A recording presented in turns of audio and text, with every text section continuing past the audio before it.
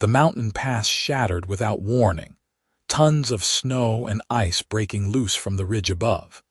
And Elena Emerson barely had time to scream before the world turned white and cold and impossibly heavy. She had been traveling through the Rocky Mountains in late February of 1884, making her way from Denver to a mining camp where her uncle supposedly owned a claim. The journey had been her last desperate attempt at finding family after her parents died of influenza the previous winter. At 22 years old, she found herself alone in the world with nothing but a worn carpetbag, her mother's silver locket, and the stubborn determination that had gotten her this far. The stagecoach driver had warned her about taking the mountain route this time of year, but the alternative meant waiting another month in Denver, and her meager savings would not stretch that far. Now, she understood his warning with brutal clarity. The avalanche had swept her off the narrow trail as she walked beside the rented mule, trying to warm herself after hours in the frigid air. One moment she was leading the animal carefully around an icy bend, and the next she was tumbling, drowning in snow, unable to tell which direction was up. Something struck her head hard, and darkness crept in at the edges of her vision. She tried to claw her way toward what she hoped was the surface, but the weight pressed down from all sides, crushing the air from her lungs. Her fingers scraped against rock and ice until they went numb. The cold seeped into her bones, and she felt herself slipping away, wondering if this frozen tomb would be her final resting place, unmarked and unmourned in these indifferent mountains. Then, just as consciousness began to fade entirely, she felt movement above her. Not the settling of snow, but something deliberate. Digging. Someone was digging. Franklin Edwards had been watching the trail from his cabin higher up the mountain when he saw the snow give way. He had been a hermit for 3 years now, ever since he returned from working cattle drives that took him from Texas to Montana and back again. The work had been good, the pay decent, but something inside him had broken along the way. Too many nights sleeping on hard ground, too many friends lost to stampedes and river crossings gone wrong, too many towns where violence erupted over cards or whiskey or pride. He had seen a young cowhand shot dead over a perceived insult in Dodge City, watched a man trampled because his horse spooked at the wrong moment, held the hand of his best friend as he died from infection after a simple rope burn turned poisonous. When Franklin finally had enough money saved, he bought supplies and disappeared into these mountains. He built a small cabin near a creek that ran year-round, hunted for meat, and tried to forget the world below. He was 28 years old and felt ancient. His brown hair had grown long, his beard thick and unkempt. He spoke to no one, saw no one, wanted no one. The solitude suited him fine. But when he saw that avalanche swallow someone on the trail, something in him refused to let him turn away. He ran through the snow, his long legs covering ground quickly despite the depth. He had no shovel, no tools, nothing but his hands and the knife at his belt. When he reached the debris field, he started digging frantically, tearing at the packed snow with his bare fingers. The cold bit into his skin, but he did not stop. He worked methodically, desperately, knowing that whoever lay beneath had minutes at most before the snow became a grave. His hands hit fabric, and he redoubled his efforts, scooping away the heavy snow until he uncovered a shoulder, then a head. A woman, her face pale as death, her lips blue. He cleared the snow from around her face and chest, then hauled her up and out of the drift. She was not breathing. Franklin laid her on the snow and pressed his ear to her chest. A faint heartbeat, weak but present. He turned her on her side and struck her back, trying to clear her airway. Nothing. He tried again, harder, and this time she coughed weakly, snow and water spilling from her mouth. She gasped, A terrible rattling sound, but she was breathing. He had to get her warm. His cabin was half a mile up the mountain, and she would not survive the journey conscious. Franklin stripped off his heavy coat and wrapped it around her, then lifted her into his arms. She was small, delicate even through the layers of traveling clothes, and as he carried her through the snow he noticed details. Dark hair plastered to her head, a slender neck, long eyelashes crusted with ice. Young, too young to be traveling these mountains alone. The climb back to his cabin pushed him to his limits.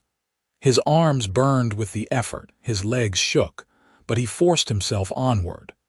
When he finally kicked open the door and brought her inside, he went straight to the fireplace.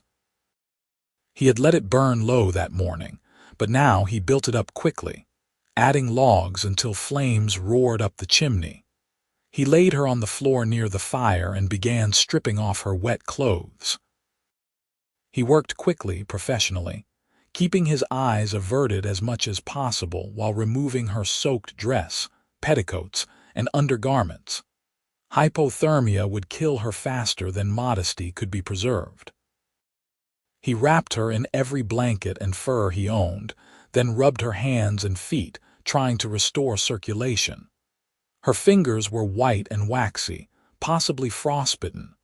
Her breathing remained shallow. Franklin heated water and carefully spooned it between her lips, relieved when she swallowed reflexively. He kept the fire blazing, kept rubbing warmth back into her extremities, and waited. There was nothing else he could do. Either she would survive or she would not, and the mountain would claim another victim. Hours passed. The light outside faded to the deep purple of mountain twilight, then to full darkness. Franklin sat beside her, monitoring her breathing, adding logs to the fire, occasionally giving her more warm water. He had not been this close to another person in 3 years, and the intimacy of the situation unsettled him. He had grown accustomed to his solitude, to the silence broken only by wind and wildlife. Now his small cabin held another heartbeat, another presence, and he did not know what to feel about it. Around midnight she stirred. Her eyelids fluttered and she made a small sound of distress. Franklin leaned closer and her eyes opened. They were gray, he noticed, the color of storm clouds, and they widened with fear when they focused on him. "Easy," he said, his voice rough from disuse. "You are safe. There was an avalanche. I pulled you out." She stared at him, clearly trying to make sense of his words. Her gaze traveled from his face to the unfamiliar cabin, then down to herself wrapped in blankets. Understanding dawned, followed by alarm. "My clothes," she whispered, her voice barely audible, "were soaked through." "You would have died." He kept his tone matter-of-fact. "They are drying by the fire. I did not touch you beyond what was necessary to save your life." She studied his face for a long moment, as if trying to determine whether to believe him. Whatever she saw there must have satisfied her, because she relaxed slightly. "Thank you," she said. "You saved my life." Franklin shrugged, uncomfortable with her gratitude. "Could not leave you buried. Most people would have." She tried to sit up, but her body would not cooperate, and she fell back with a gasp of pain. "Everything hurts. You were buried under a ton of snow. Be grateful you can feel anything at all." He stood and ladled some broth from a pot hanging over the fire.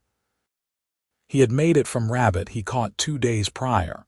"Can you drink this?" She nodded, and he helped her sit up enough to sip from the cup.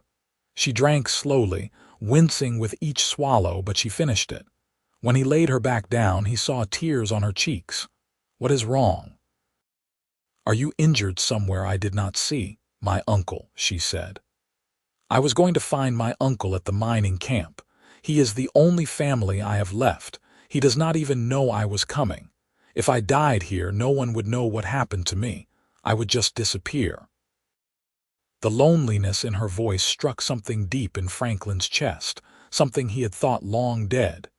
He recognized that isolation, that sense of being utterly alone in an indifferent world. "You did not die," he said firmly. "You are here and you are alive. That is enough for tonight." She looked at him again, really looked at him, and he felt exposed under her gaze. "What is your name?" He hesitated. He had not spoken his own name in so long it felt strange on his tongue. "Franklin Edwards, Elena Emerson." She managed a weak smile. "Pleased to make your acquaintance, Mr. Edwards, though I wish it were under better circumstances." Despite himself, Franklin felt the corner of his mouth twitch. "Most people just call me Frank." "Frank," she repeated and closed her eyes. Within moments, her breathing had deepened into sleep. Frank sat back and watched the fire, wondering what he had gotten himself into. The storm would likely keep them trapped here for days, maybe weeks. The trail would be impassable until the snow settled and melted enough to reveal the path again. He had supplies enough for one man through the winter, but adding another person would stretch things thin.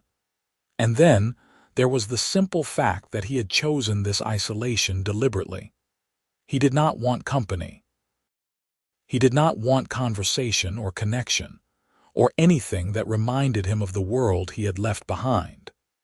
But as he looked at Elena sleeping peacefully by his fire, her face soft in the firelight, he could not bring himself to regret digging her out of that snow.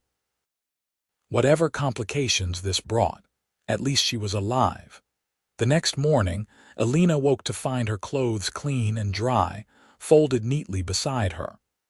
Frank had turned his back to give her privacy while she dressed, though her movements were clumsy with lingering weakness and pain. Every muscle in her body ached, and her head throbbed where she had struck it during the avalanche. When she finally stood, the room spun, and she had to grab the edge of Frank's rough-hewn table to steady herself. "Sit down before you fall down," Frank said without turning around. "You are not recovered enough to be on your feet." Elena lowered herself into one of the two chairs at the table, irritated by how shaky her legs felt. She was not accustomed to weakness. She had nursed both her parents through their final illness, managed their small household after her father's business failed, and made the journey from Philadelphia to Denver by herself. She was stronger than this. "How long was I unconscious?" she asked. "Found you yesterday afternoon. You woke around midnight, slept through till now. So about a day, give or take." Frank turned around, and Elena saw him clearly for the first time in daylight. He was tall and lean, with the kind of wiry strength that came from hard work rather than bulk. His brown hair fell past his shoulders, and his beard was thick and untrimmed, but his eyes were striking, a clear light blue that seemed at odds with his rough appearance. He looked like he belonged to these mountains, as wild and untamed as the peaks themselves. He set a plate of food in front of her, fried salt pork, beans, and some kind of flatbread cooked in a skillet. Simple fare, but the smell made her stomach growl. "Eat slowly," he warned. "Your body needs time to adjust." Elena took his advice, forcing herself to take small bites even though she wanted to devour everything on the plate. As she ate, she looked around the cabin. It was small, maybe 12 feet square, with a stone fireplace taking up most of one wall. A narrow bed occupied one corner, a few shelves held supplies and equipment, and everything was meticulously organized. Furs and hides hung from pegs on the walls. A rifle rested near the door, along with traps and snowshoes. It was the home of a man who lived deliberately, who needed nothing beyond these walls. "You live here alone?" she asked, though the answer was obvious. "Yes." "Year-round?" "Yes." "Do you ever go into town?" "Once or twice a year. When I need supplies I cannot make or trap myself." He poured her a cup of coffee, strong and black. "Why were you on that trail alone? Where is your family?" Elena wrapped her hands around the warm cup, grateful for the heat. "Dead. My parents died last winter in Philadelphia. My father had a brother who came west years ago to work in the mines. I found some letters mentioning a claim near a place called Silver Peak. I thought perhaps he could help me, or at least I could find work in the camp." "Silver Peak," Frank repeated, his expression darkening. "That is a hard place, not fit for a woman alone. I did not have many choices." Elena heard the defensive edge in her voice. "I had no money, no prospects, no other family. What would you have had me do? Stay in Philadelphia and starve? Sell myself to survive?" Frank held up his hands. "I meant no judgment, just stating facts. Those mining camps are full of desperate men doing dangerous work. Violence is common. So is sickness. Last I heard, Silver Peak was barely clinging to life anyway. The silver played out faster than expected." Elena's heart sank. She had pinned all her hopes on finding her uncle, on building some kind of new life in the West. If the camp was failing, he might not even be there anymore. He might be dead himself, or moved on to chase another strike. "I do not have anywhere else to go," she said quietly. Frank looked at her for a long moment, his blue eyes unreadable. "The trail will not be passable for at least 2 weeks, maybe more depending on the weather. You can stay here until the snow clears enough for travel. After that, I will take you to the nearest town and you can decide what to do." "Take me? You do not have to do that. Cannot send you out alone. You would die before you got 5 miles. He said it as a simple statement of fact, not an insult. "I will take you to town, make sure you have a way forward, then come back here. That is the best I can offer." Elena should have felt grateful. Instead, she felt a strange reluctance at the idea of being passed off to some town and left to fend for herself again. This man had saved her life, and despite his gruff manner and isolated existence, she sensed a fundamental decency in him. She was safe here, at least for now, and safety had been in short supply for too long. "Thank you," she said. "I appreciate your kindness." Frank looked uncomfortable with her thanks. "Finish your food. You need your strength back." The days that followed fell into a quiet rhythm. Elena's body slowly recovered from the ordeal, though her fingers showed signs of mild frostbite that Frank treated with careful attention. He taught her how to rub snow on the affected areas to restore circulation gradually, how to watch for signs of infection. He was surprisingly gentle for such a rough-looking man, his large hands careful and precise as he checked her healing. The cabin was too small for 2 people to avoid each other, so they learned to move around one another in a careful dance. Frank gave her the bed while he slept on furs near the fire, despite her protests. He went out daily to check his traps and hunt, returning with rabbits, a turkey once, and even a small deer that kept them supplied with meat. Elena insisted on helping with the cooking and cleaning, needing to feel useful rather than simply a burden.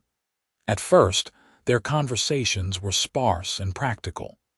Frank was clearly unaccustomed to talking, often going hours without saying a word. But slowly, as the days passed, Elena began to draw him out. She asked about the mountains, about the animals he trapped, about how he survived the harsh winters. He answered in short sentences at first, but gradually his responses grew longer. He told her about finding this place, building the cabin with his own hands, learning which plants were edible and which streams held fish. "Were you always alone up here?" she asked one evening as they sat by the fire, working on mending some of his clothes that had grown threadbare. 3 years now," he said, whittling a piece of wood into something she could not yet identify. "Before that, I worked cattle drives, Texas to Montana, sometimes to Kansas or Colorado. Hard work, but I was good at it. Why did you stop?" His hands stilled on the wood, and for a moment she thought he would not answer. "Too much death," he finally said. "Too much violence. Men killed over nothing, over insults or cheating at cards or just bad luck. I saw my best friend die from infection because we were 3 days from any doctor. Watched a young kid get trampled when the herd stampeded during a thunderstorm. Every town was the same. Drinking, fighting, shooting. I got tired of it, tired of watching people throw their lives away, so I came here. Elena heard the pain beneath his words, the weariness of someone who had seen too much. Do you regret it? The isolation? No. He returned to his whittling. Up here, the only thing that can hurt me is my own foolishness or bad weather. I can live with that. Are you not lonely?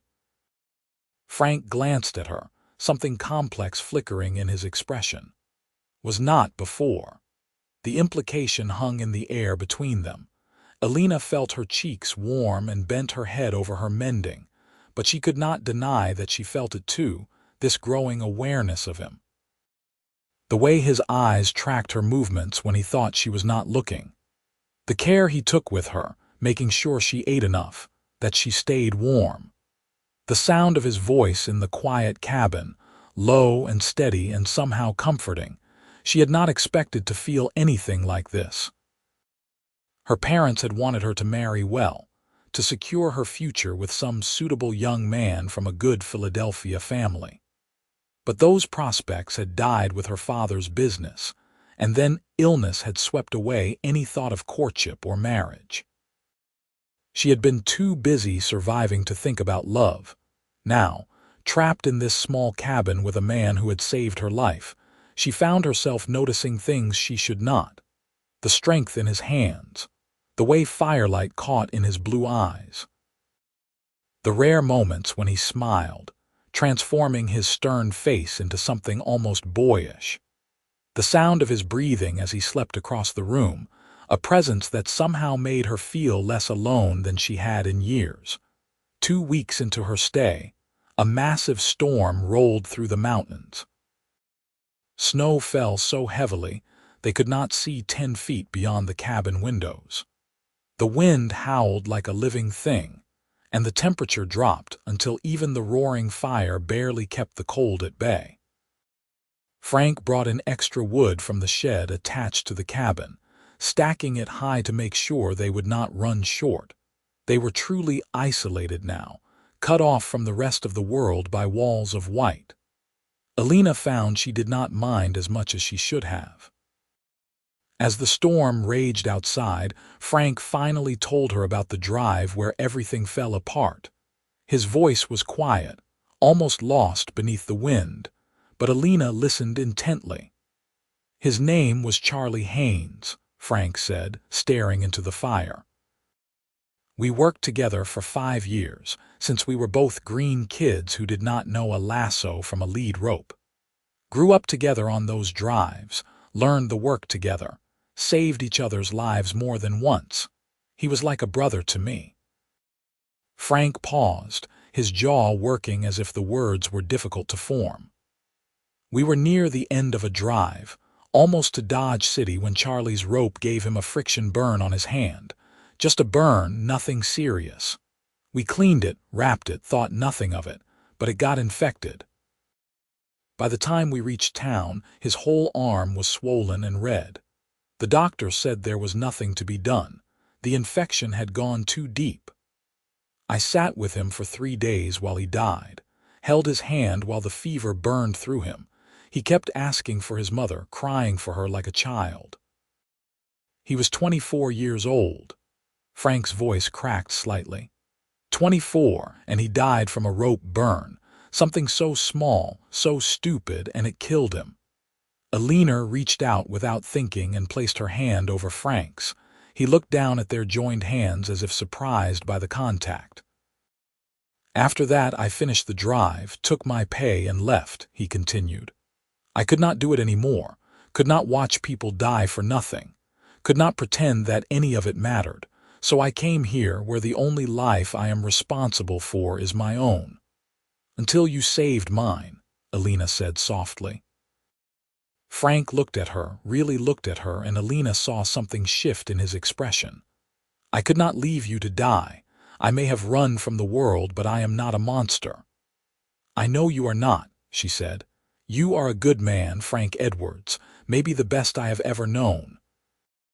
He pulled his hand away gently, but not unkindly. "You barely know me." "I know enough. I know you dig people out of avalanches with your bare hands. I know you gave me your bed and your food and asked nothing in return. I know you talk about not wanting responsibility for anyone else's life, but you check my fingers every day to make sure the frostbite is healing properly. I know you pretend to be harder than you are." Frank stood abruptly and crossed to the window, looking out at the storm. His shoulders were tense, his posture defensive. "You should not think well of me, Elena. I am no hero. I am a coward who ran away from everything difficult in life and hid in these mountains." "You are a man who was hurting and found a way to survive," Elena countered, standing as well despite the lingering weakness in her legs. "There is no shame in that, and you did not stay hidden when I needed help. You came down that mountain and pulled me from the snow. That took courage." "That took basic human decency," he said roughly, "which is more than most people show." Elena crossed to stand beside him at the window. Outside, the world was nothing but white chaos, snow driven horizontal by the wind. "My father's business partners abandoned him when his company failed. Our friends disappeared when we could no longer afford our home. When my parents were dying, neighbors who had known us for years would not help for fear of catching the illness themselves. I learned that most people only care about you when it costs them nothing." She turned to look at him and found him already watching her. "You did not have to save me, Frank. You did not have to take me in or feed me or treat my injuries or tell me about your past. You choose to do those things. That makes you better than most."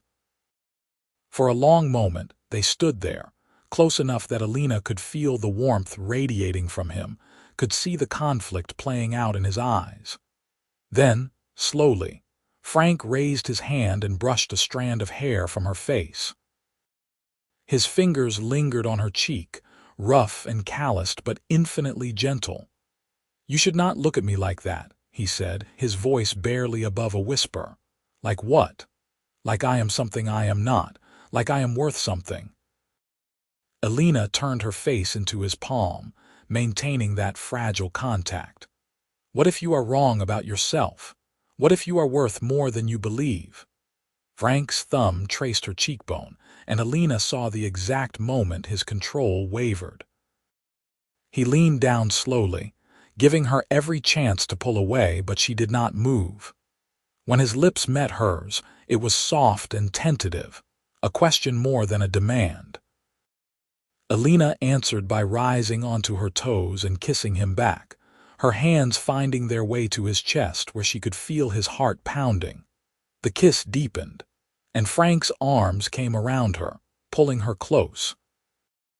Elena melted into his embrace, realizing this was what she had been wanting for days now without fully acknowledging it. This connection, this warmth, this feeling of being cherished and protected and wanted. Not because of what she could offer or what family she came from, but simply because she was Elena and he was Frank, and they had found each other in the most unlikely of places. When they finally broke apart, both breathing hard, Frank rested his forehead against hers. "This is complicated," he said, "I know. I do not know how to be with someone. I have been alone for so long. I do not need you to be perfect. I just need you to be honest with me." Frank pulled back enough to look into her eyes. "Honestly, you terrify me. You make me feel things I thought I had buried. You make me want things I gave up on."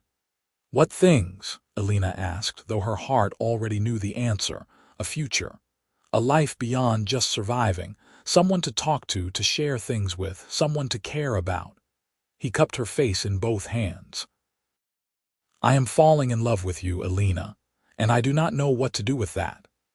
Elena felt tears prick her eyes, but they were good tears, joyful tears. "You could start by accepting that I am falling in love with you too." The smile that broke across Frank's face was like the sun emerging from clouds, brilliant and transforming. He kissed her again, deeper this time, less tentative. Elena wrapped her arms around his neck and held on, pouring everything she felt into that kiss. Relief that she had survived the avalanche, gratitude for his rescue, affection for the man he was beneath the rough exterior, and the beginnings of something deeper and more profound. When they finally separated, the storm still raged outside, but inside the small cabin, everything felt warm and safe and right. They spent the rest of the evening talking in a way they had not before, sharing not just facts but feelings. Frank told her about growing up on a small ranch in Texas, about learning to rope and ride before he could properly read, about his mother who died when he was 12, his father who drank himself to death 2 years later, about the cattle drives that became his whole world, the only family he knew.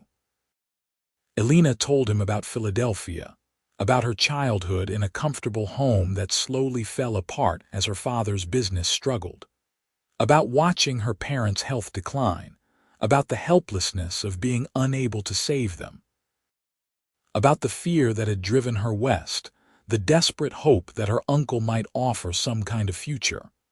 "What if he is not there?" she asked as they sat together on the furs by the fire, her head resting on Frank's shoulder. "What if I came all this way for nothing?" Frank was quiet for a moment, his arm tightening around her. "Then you stay with me." Elena sat up to look at him. "What? Stay with me?" he repeated, and she could hear the vulnerability in his voice. "I know this cabin is small and isolated. I know I am not much of a catch, just a hermit with more scars than sense, but I can keep you safe, I can provide for you, and I can love you if you will let me." Elena's heart felt too big for her chest. "Frank, I have only been here 2 weeks. Are you sure?" "I have never been more sure of anything in my life." He took her hands in his. "I know it is fast. I know by all reasonable standards we should wait, should get to know each other better.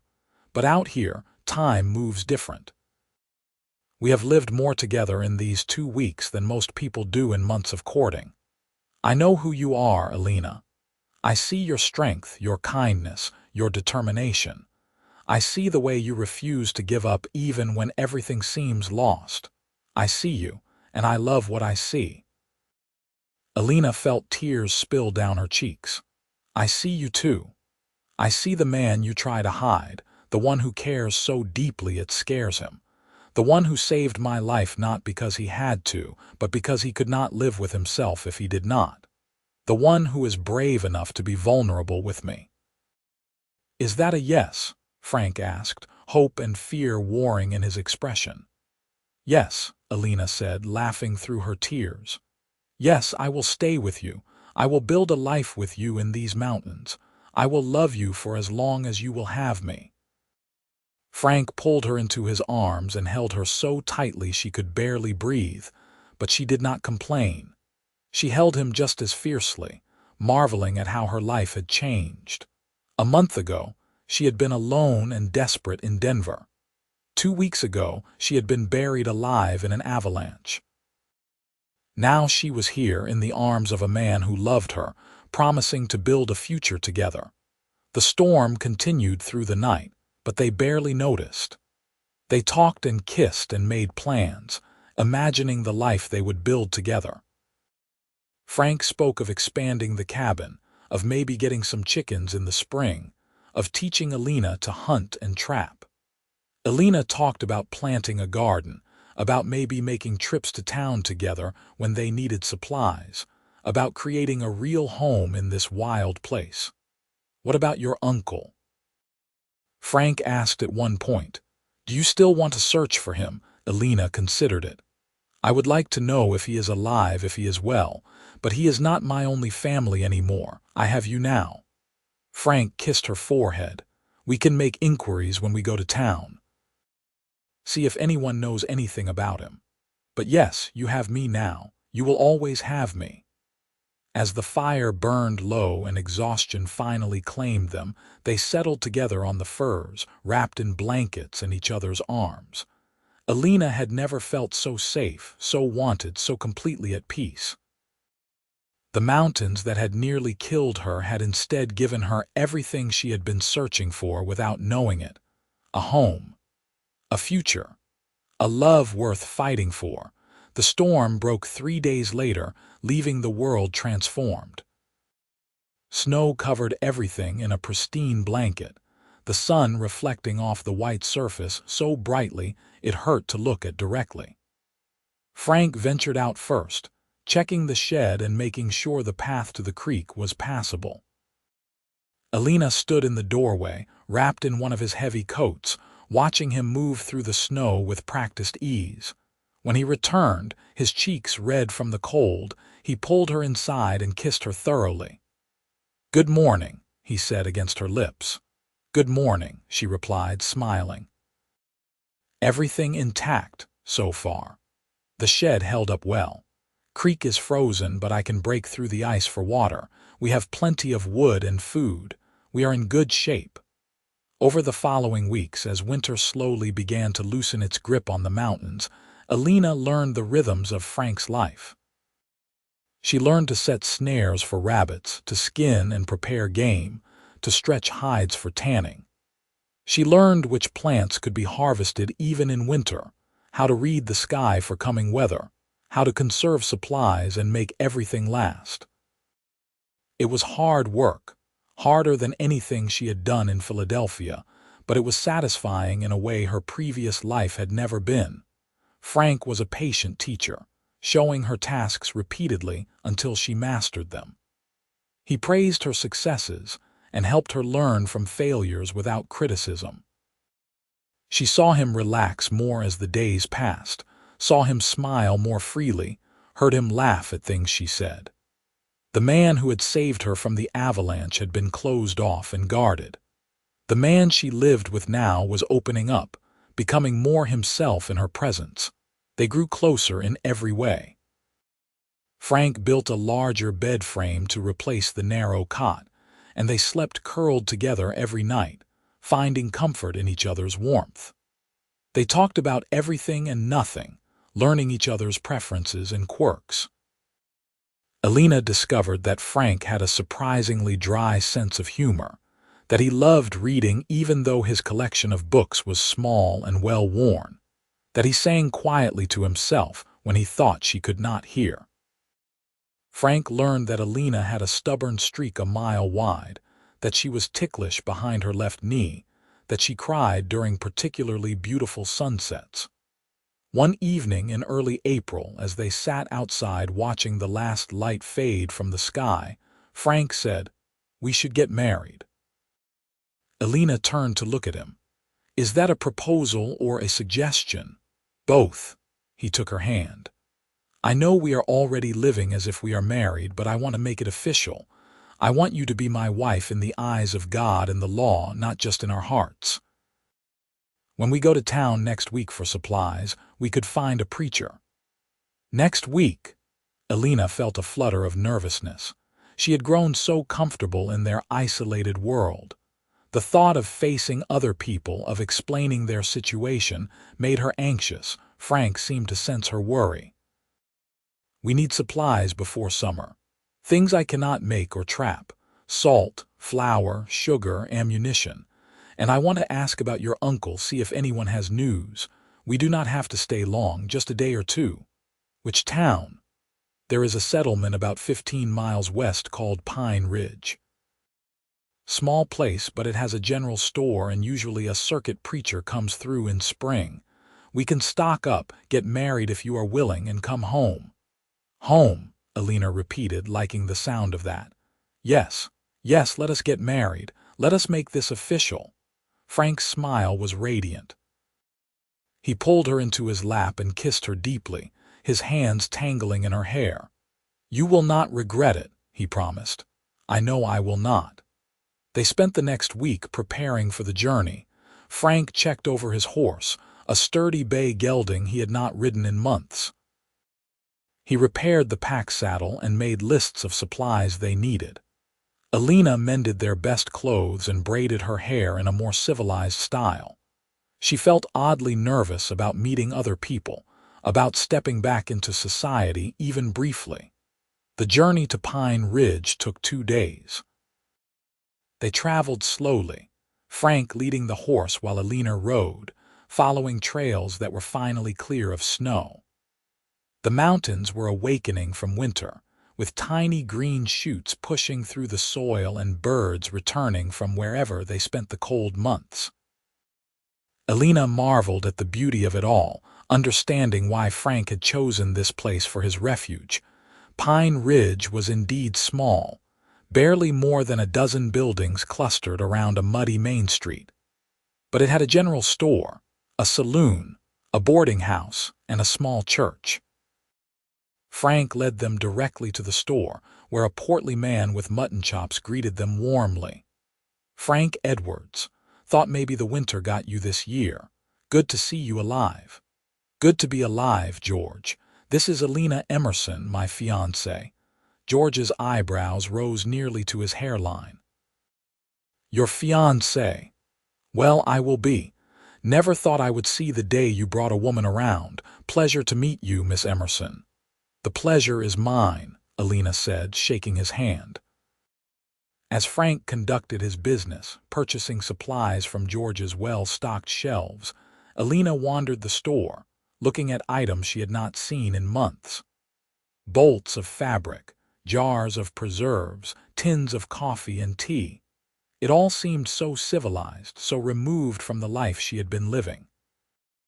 "Your fiancé mentioned you are looking for someone," George said, drawing her attention. "I know most folks who pass through these parts. Who are you searching for?" "My uncle, Daniel Emerson. He was working at a mining camp called Silver Peak last I heard."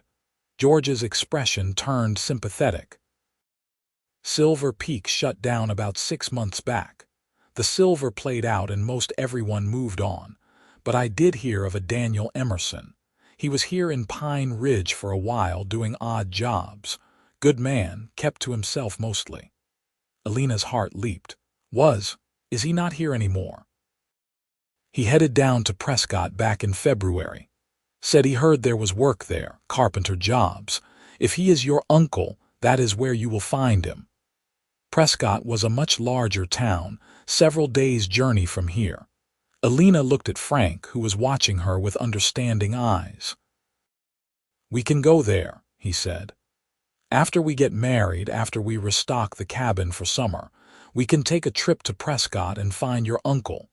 Elena nodded, feeling a mix of relief and anticipation. Her uncle was alive, and she might actually get to meet him. But more than that, she appreciated that Frank was willing to help her, to take her to find her family even though it meant more traveling and exposure to the world he had left behind. They completed their purchases, and Frank arranged for the supplies to be held until they were ready to leave. Then they went to the church, a small white building with a crooked steeple. The preacher was a thin man with kind eyes who listened to their story and agreed to marry them the next day. "You will need witnesses," he said, "but I am sure we can find some folks willing to stand up for you." They spent the night at the boarding house, in separate rooms to maintain propriety, though Elena found it strange to sleep alone after so many weeks sharing Frank's bed. In the morning, she dressed in her best dress, cleaned and mended as well as she could manage. Frank wore clean trousers and a shirt he had clearly saved for special occasions, his hair and beard neatly trimmed. George and his wife Martha served as witnesses, standing with them in the small church, as the preacher spoke the words that would bind them together. Elena held Frank's hands and looked into his blue eyes, seeing her whole future reflected there. When the preacher said they could kiss, Frank pulled her close and kissed her with such tenderness that Martha sniffled into her handkerchief. "I love you, Mrs. Edwards," Frank whispered against her lips. "I love you too, Mr. Edwards," Elena replied, her heart so full she thought it might burst. They celebrated with a simple meal at the boarding house, George and Martha joining them and sharing stories about the town and the people who passed through. It was pleasant, but both Elena and Frank seemed eager to return to their mountain cabin. They collected their supplies the next morning and began the journey home. Elena loved that she could think of the cabin that way now. It was not the life she had imagined for herself growing up in Philadelphia, but it was the life she wanted now. Simple, hard, honest, and filled with love, they reached the cabin as the sun was setting, painting the sky in shades of orange and pink. Frank helped Elena down from the horse and pulled her into his arms. "Welcome home, wife," he said. "It is good to be home, husband," she replied. That night they consummated their marriage properly, learning each other's bodies with tenderness and passion. Frank was gentle and patient, making sure Elena felt safe and cherished. Afterward, they lay tangled together in their bed, the fire casting dancing shadows on the walls. "I never thought I could be this happy," Frank said, his fingers tracing lazy patterns on her arm. "I thought I had given up on happiness when I came to these mountains." "Maybe you just needed to find the right reason to embrace it again," Elena suggested. "Maybe I needed you." Elena kissed his chest, right over his heart. "We needed each other. I was lost, and you found me." In more ways than one. 2 weeks later, they packed for the journey to Prescott.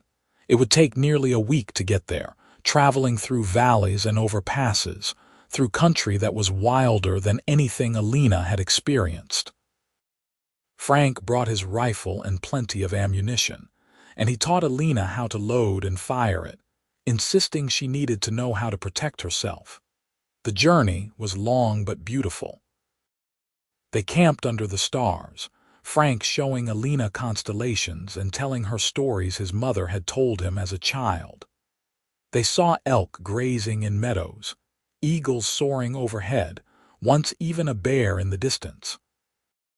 Elena felt truly free for the first time in her life, unburdened by society's expectations or fears about the future. Prescott was a bustling town compared to Pine Ridge, with multiple streets and a surprising variety of businesses. They found a hotel and took a room, then began asking about Daniel Emerson. It took most of a day, but they finally got a lead. A carpenter matching his description was working on a new bank building near the center of town. Elena's hands shook as they approached the construction site. What if he did not want to know her? What if he resented her intrusion into his life? But Frank squeezed her hand reassuringly, and she drew strength from his presence. "Excuse me," Frank called to a man hammering boards into place. "We are looking for Daniel Emerson." The man looked up and Elena caught her breath. He had her father's nose, her father's eyes. "I am Daniel Emerson. What can I do for you?" "I am Elena," she said, her voice trembling slightly. "Elena Emerson, your niece, your brother James's daughter." Daniel's hammer slipped from his fingers, clattering to the ground. He stared at her, his weathered face working through a series of emotions. "Elena, little Elena, but you should be in Philadelphia. James wrote that you were just a child." "That was 10 years ago," Elena said. "My parents are both dead now.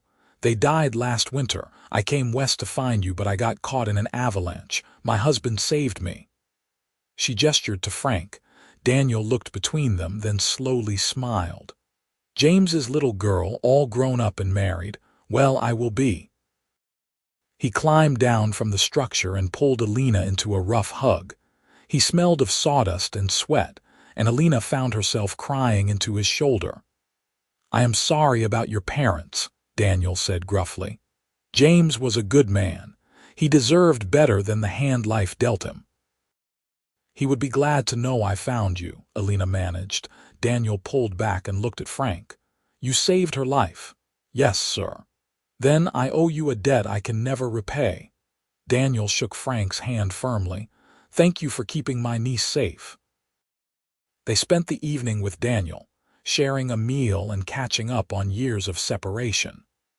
Daniel told them about his time in the mines, about the boom and bust of Silver Peak, about his decision to return to carpentry, which he had learned as a young man. Elena told him about her parents' deaths, about her journey west, about the Avalanche and Frank's rescue. "So you are living up in the mountains now?" Daniel asked, looking at Elena with concern. "That is a hard life for a woman." "It is a good life," Elena corrected gently. "Hard, yes, but honest. I have a home, a husband who loves me, and a future I am excited about. That is more than I had in Philadelphia." Daniel studied her face, then nodded slowly. "You look happy. That is all a father would want for his daughter and all I want for my niece. If this mountain man treats you well, then I am glad for you both." Before they left Prescott, Daniel pressed a small bag of coins into Elena's hand. "I have been saving," he said. "I want you to have this. Start your life right." Elena tried to refuse, but Daniel was insistent. "You are the only family I have left in this world. Let me do this for you, for James's memory." Finally, Elena accepted, tears in her eyes. She hugged her uncle tightly, promising to visit again when they could, to write when she got the chance. Daniel made them promise the same, and when they finally parted, it was with the knowledge that she was not alone in the world after all. The journey back to the cabin felt different. Elena had found the family she had been seeking, had closed that chapter of her life. Now she could fully embrace the future she was building with Frank. They talked about it as they traveled, making plans for expanding the cabin, for planting a larger garden, for perhaps even getting a milk cow if they could manage it. Summer arrived in full force, transforming the mountains into a green paradise. Elena's garden flourished, providing them with fresh vegetables to supplement the meat Frank hunted. They worked side by side, building a small addition to the cabin that would serve as a storage room. Elena proved to be surprisingly handy with tools, and Frank joked that she had inherited her uncle's carpentry skills. One evening in late July, as they sat outside watching the sun set, Elena said, "I think I might be pregnant." Frank went very still. "You think?" "I have missed my monthly courses twice now, and I have been feeling sick in the mornings." She looked at him nervously. "I know we did not exactly plan this." Frank's face broke into the widest smile she had ever seen. He pulled her into his arms and spun her around, laughing. "A baby." "Elena, we are going to have a baby." His joy was infectious, and Elena found herself laughing too, her worries melting away. "You are happy about this?" "Happy. I am overjoyed." He set her down gently and placed his hand on her still flat stomach. "Our child, a part of you and a part of me. How could I be anything but happy?" The pregnancy progressed smoothly through the summer and into fall. Frank became even more protective, insisting Elena not overwork herself, bringing her water and food constantly, checking on her multiple times a day. Elena found it both endearing and occasionally frustrating, but she could not deny that his attentiveness made her feel loved and cherished. As winter approached again, Frank made a trip to Pine Ridge to stock up on extra supplies. He returned with fabric for baby clothes, which Elena sewed carefully by firelight. They turned the new storage room into a nursery, Frank building a beautiful cradle from smooth pine wood. Elena lined it with soft furs and blankets, preparing a warm nest for their coming child, boy or girl. Frank asked one night as they lay in bed, his hand resting on her swollen belly. "I do not know, does it matter? Not even a little. As long as the baby is healthy and you are safe, I will be the happiest man alive." "I am scared," Elena admitted. "Women die in childbirth all the time, especially without a doctor nearby." Frank pulled her close. "I will not let anything happen to you. I pulled you from an avalanche, remember? I will get you through this too." His confidence helped calm her fears, though she knew birth was unpredictable. But she trusted Frank completely. If anyone could keep her safe, it was him. In mid-February, almost exactly a year after the avalanche that had brought them together, Elena's labor began. Frank had prepared as best he could, boiling water, gathering clean cloths, making sure the cabin was warm. He had even convinced an older woman from Pine Ridge, a midwife named Sarah, to come stay with them for the last month of Elena's pregnancy. Sarah had delivered dozens of babies and knew how to handle complications. The labor was long and difficult. Elena labored through the day and into the night, Frank holding her hand and encouraging her, Sarah guiding her through the process. When Elena thought she could not push anymore, when she was certain she would die from the pain, Frank leaned close and whispered, "You are the strongest person I know. You survived an avalanche. You can survive this. I love you and I need you and our baby needs you. Just a little more." Elena gathered every ounce of strength she had left and pushed. A baby's cry filled the cabin, thin and outraged, and Elena collapsed back against the pillows. "A boy," Sarah announced, cleaning the baby and wrapping him in soft cloth. "A healthy baby boy."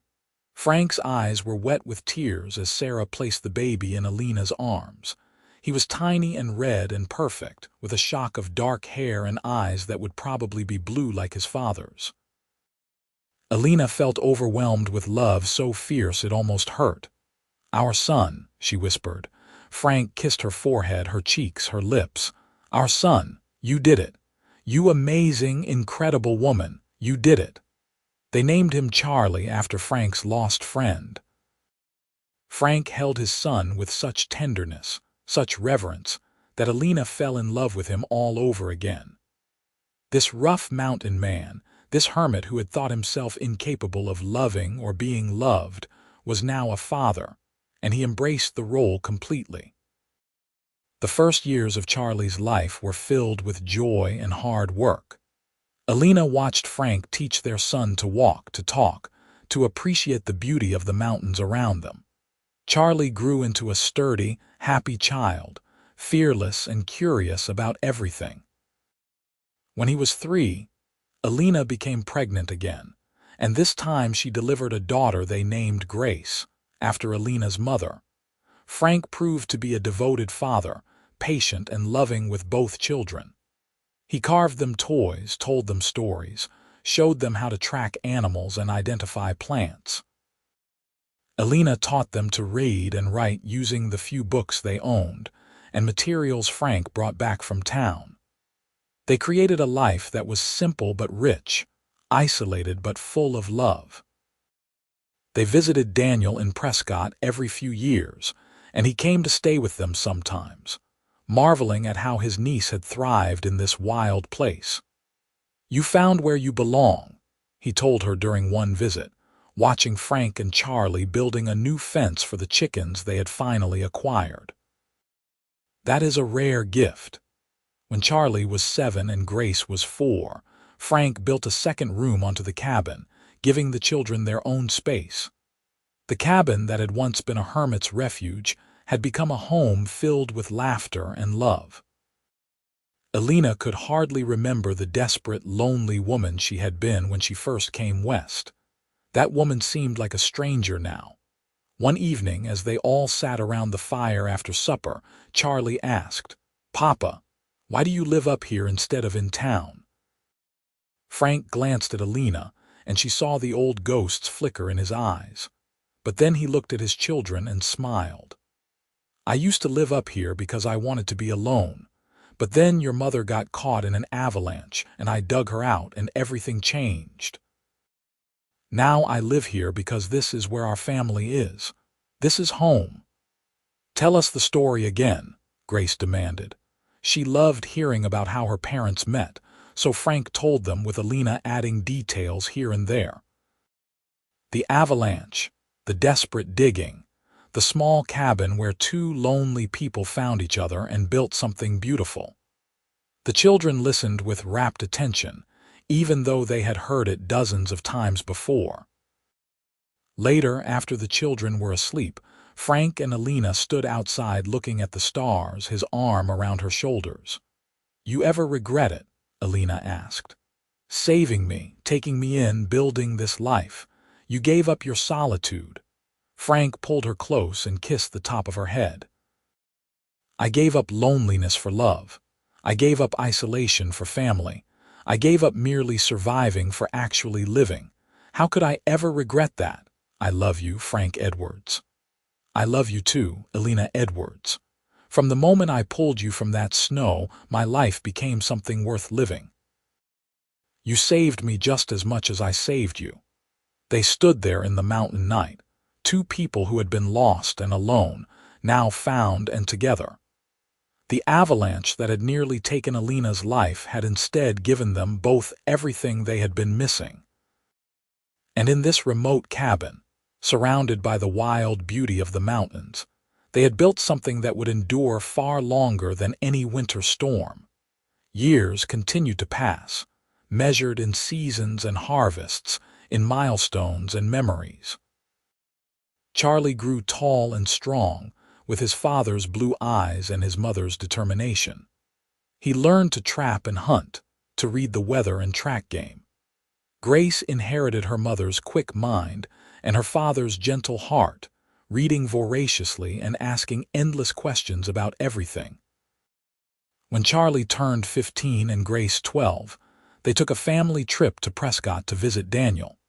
He was older now, his hair white and his movements slower, but he still worked at his carpentry when his joints allowed it. He delighted in his great-niece and nephew, telling them stories about their grandfather James and the family history they had inherited. "Your mother was brave to come west alone," Daniel told them as they sat in his small house. "She lost everything but refused to give up. That is the Emerson spirit. She is the strongest person I know," Frank said, his hand finding Elena's. "Stronger than any man I worked cattle drives with." Elena blushed at the praise but felt proud too. She had survived loss and hardship, an avalanche and childbirth, harsh winters and isolated summers. She had built a life from nothing, in a place most women would find impossible. And she had done it all with love as her foundation. They returned to their mountain home laden with gifts from Daniel. Tools for Charlie, books for Grace, fabric and supplies for Elena, and good tobacco for Frank. The journey back felt shorter than it used to, their horses sure-footed on the familiar trails. The cabin welcomed them back, still standing strong after all these years. Frank had maintained it well, adding to it and improving it as the family grew. What had once been a simple one-room structure was now a proper home with separate bedrooms, a good stone fireplace, a root cellar, and a barn for the animals. That winter, the first major snowfall came early, reminding them all of the power of these mountains. Elena stood at the window watching the snow fall, remembering another storm 17 years earlier. Frank came to stand beside her, reading her thoughts as he so often could. "Are you thinking about the avalanche?" he asked. "Yes. 17 years ago I nearly died in these mountains. Now they are my home and I cannot imagine living anywhere else." Frank wrapped his arms around her from behind. "You know what tomorrow is? February 14th. The anniversary of when I pulled you from the snow. The day my real life began." Elena turned in his arms to face him. After 17 years of marriage, he was still handsome to her. His hair was now streaked with silver, his face more lined, but his blue eyes held the same warmth and love they always had. "We should celebrate," she said. "I have something for you." Frank pulled a small carved box from his pocket. Inside was a delicate silver necklace with a small pendant shaped like a snowflake. "I had it made in Prescott, to remember the avalanche that brought us together." Elena's eyes filled with tears as Frank fastened it around her neck. "It is beautiful. Not as beautiful as you." He kissed her softly. "Thank you for staying with me all these years, for building this life with me, for giving me children and purpose and joy. You are everything I never knew I needed." "We saved each other," Elena said, the truth of it settling in her heart. "That avalanche buried me, but it also led me to you, and you dug me out in more ways than one." They stood together in the warm cabin, snow falling outside, their children sleeping safely in the next room. The life they had built was not easy, but it was rich with love and meaning. Every morning they woke up together was a gift. Every meal shared a celebration. Every challenge overcome a victory. Charlie eventually married a girl from Pine Ridge and brought her to live on the mountain, building his own cabin a mile from his parents' home. He and his wife gave Frank and Elena 5 grandchildren who ran wild through the forests, learning the same skills their grandfather had taught their father. Grace proved to have a gift for healing, learning about medicinal plants from her mother, and eventually becoming the person folks sought out when they needed help with illnesses or injuries. She married a teacher who came west seeking adventure, and they built a small schoolhouse in Pine Ridge, where Grace taught children to read and write while her husband taught mathematics and history. As Frank and Elena grew older, they slowed down but never stopped appreciating each moment. They took walks through the mountains they loved, holding hands like young sweethearts.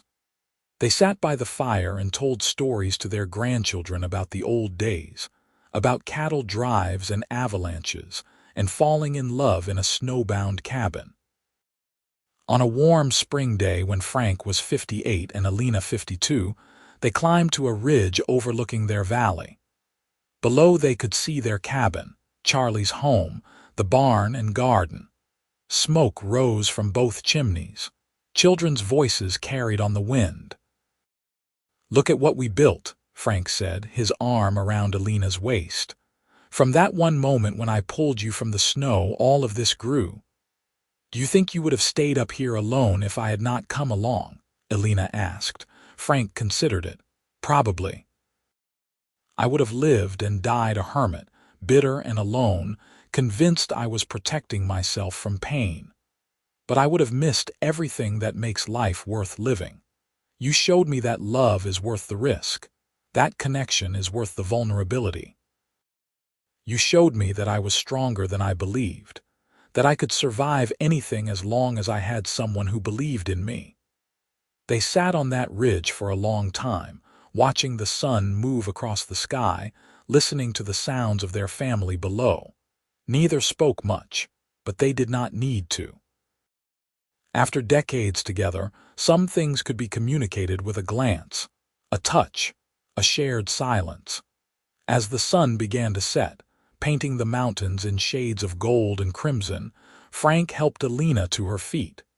They walked slowly back down the mountain, hand in hand, toward the warm lights of home. Years later, when Elena was 73 and Frank 79, they sat together on the porch they had built onto the front of the cabin. Their bodies were old now, worn by hard work and mountain winters, but their love remained as strong as ever. Charlie's grandchildren played in the yard, the 4th generation to run wild in these mountains. "I never thought I would live this long," Frank said, watching the children. "After Charlie Haynes died, I thought my life was over.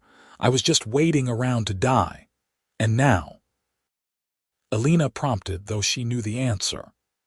"Now I have lived more than I ever dreamed possible. I have been loved by the most amazing woman. I have children and grandchildren and great-grandchildren. I have been happy, truly happy, almost every day for 50 years. The avalanche that brought you to me was the greatest gift I ever received." Elena leaned her head on his shoulder. "We were meant to find each other. I truly believe that.